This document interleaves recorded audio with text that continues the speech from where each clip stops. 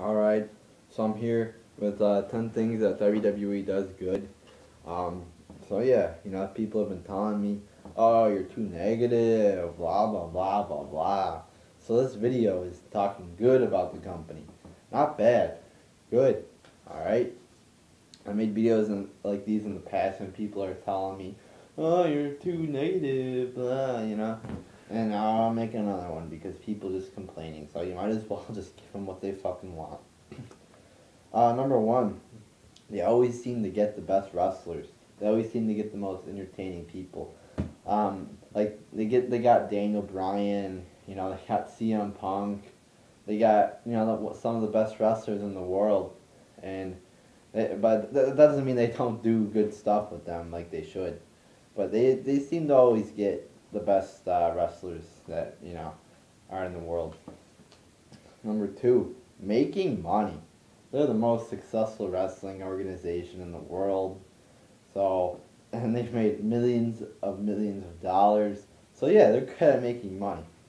They're very good at making money. Number three, themes. Theme songs. Those are great. Something, we might take for granted in WWE's theme songs. They got a great um, writer of the songs or whatever. I think his name's like Jim Johnston or something.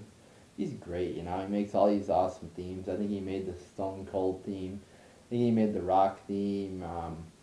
He made a bunch of classic songs, classic theme songs. He's done great for WWE. I remember somebody talking about how great he is and he should be inducted into the WWE Hall of Fame. He should be. Because theme songs, make a character sometimes. They sometimes get a star moreover, like that fucking idiot Fandango. Yeah, Fandango should be fucking sucking Jim Johnson's dick because Jim Johnson pretty much got him over with that theme. Yeah, but themes in WWE and just the entrances are good. That's something I enjoy. Most themes and most entrances are good. Number four, appealing to kids. No, this isn't complaining or anything, but yeah, they do a great job of making the show entertaining for 9-year-olds.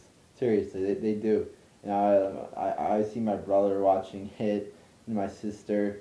They're both pretty young, and they enjoy it. When they were 9, they enjoyed it. Now they're a little bit older, but they still enjoy it. They still cheer for the faces. They still boo the heels, and especially my sister. She's pretty young. She's still around, that age of, I think she's in like 5th grade or something, 4th grade. She's still, and my brother and sister, they still like to cheer for the faces, boo the heels, as do every kid. Some people like to claim, oh, when I was 5 years old, I was booing Cena. No, probably not, alright? That's probably not true. Even I did it. I remember watching SmackDown. I was in 5th and 6th grade. And I remember cheering all cheering all the faces, booing all the heels.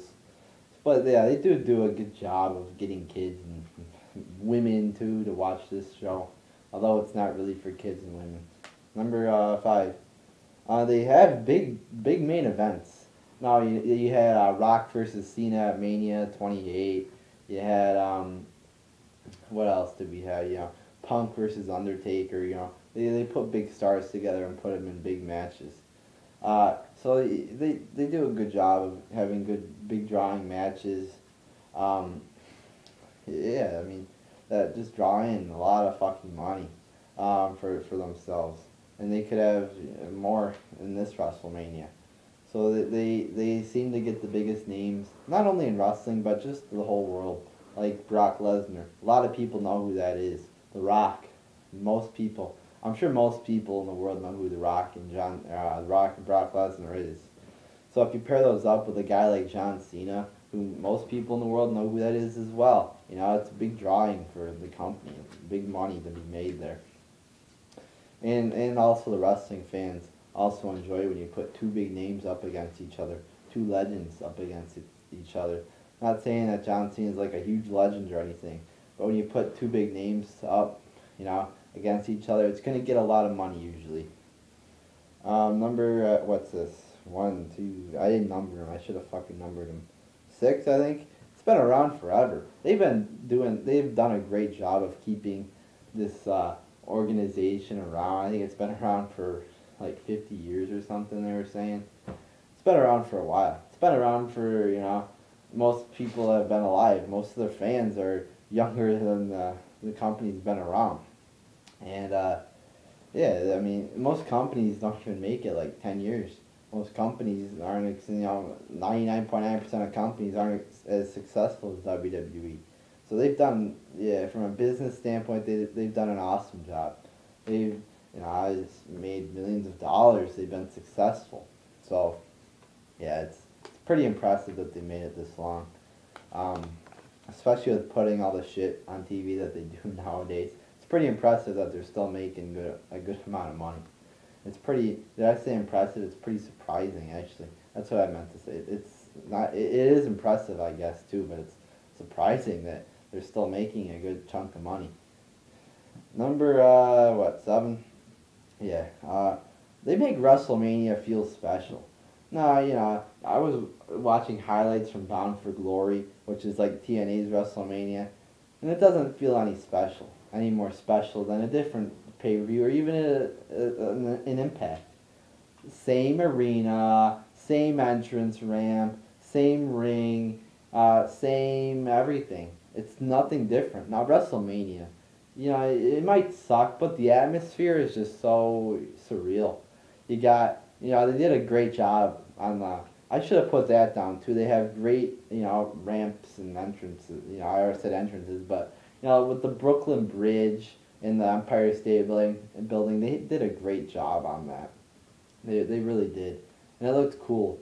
And then I love they had the long entrance ramp, which I love. The entrance ramp at WrestleMania 19 is one of my favorites because it was so long. It had that little curve in it, and it made for some good entrances in my opinion. So the longer the entrance ramp, the better. And I liked how they had it at WrestleMania 28, where it curved off at the beginning. So when The Rock did his entrance, he was like walking the one way and then you walk the other. It made for a cool long entrance, just like an epic entrance. So they make WrestleMania, then they have along the over the ring, they got those poles, and then they got like a cover over the ring or whatever. That's probably, I don't know, but that's really for, I was thinking, oh, maybe it's for weather purposes or something like that. But it's cool. I mean, because they had it up last year. I think they had it up at WrestleMania 28. But I don't know if that was indoors or not. I can't remember.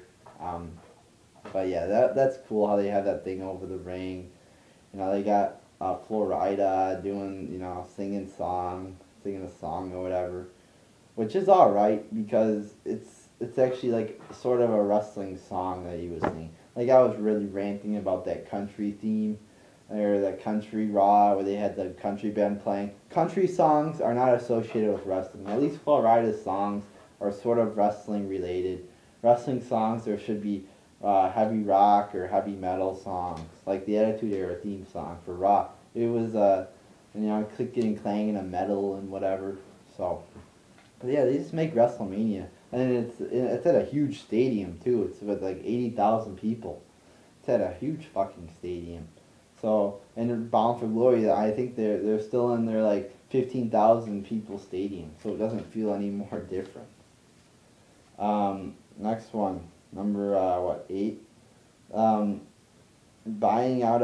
They bury their competition, and that might sound a little harsh the way I put it, but every time companies tried to overtake them, WCW, ECW, TNA, whatever, they put them down. And you might say, oh well, it's Vince McMahon didn't treat Paul Heyman nice. You get Paul Heyman getting mad at Vince McMahon. It's business. It's they didn't want ECW on TV or whatever, Vince McMahon, so he screwed over Paul Heyman pretty much, and they're complaining. Oh, you get Paul Heyman complaining, and I probably would do the same thing, but it's business, all right, and he's done a great job. He took over he took over for his father, and he got some controversy because he ran all the wrestling promotions out of business or whatever. You know, you're not supposed to be friends in business, all right? So that's I don't have a fucking problem with that, all right?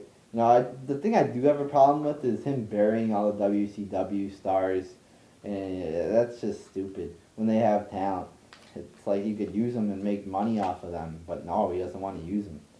Number 9, technology.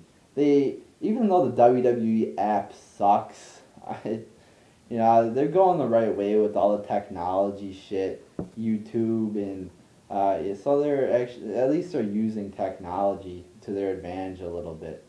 And they have the commercial, you know, the Raw commercials or whatever, so you can go watch those. That's sort of cool. It's just sort of a burden, because they should just show the match on live TV, though. But they do a good job with all their, you know, online shit and voting, although it's rigged. I guess they do a good job, you know. But they don't, they gotta try harder with it. But they're going in the right direction. They are. They just gotta get a little better with it. And last one, the WWE Network. Now, if they want this to be successful, they actually gotta try.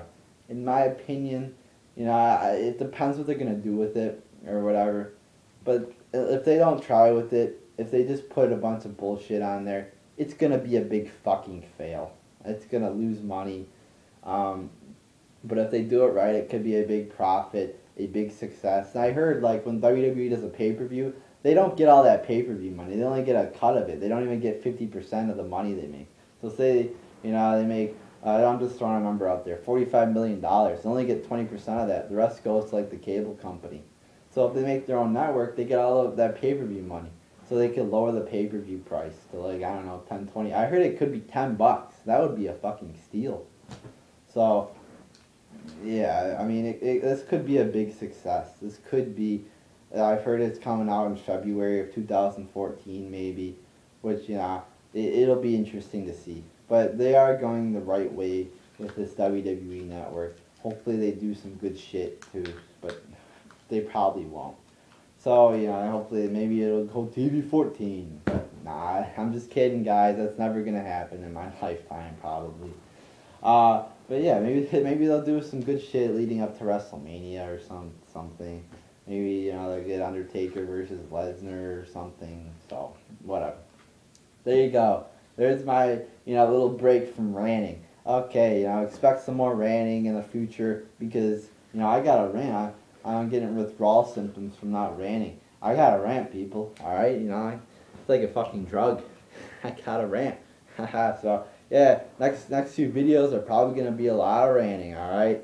So, there you go. There's a positive video for you.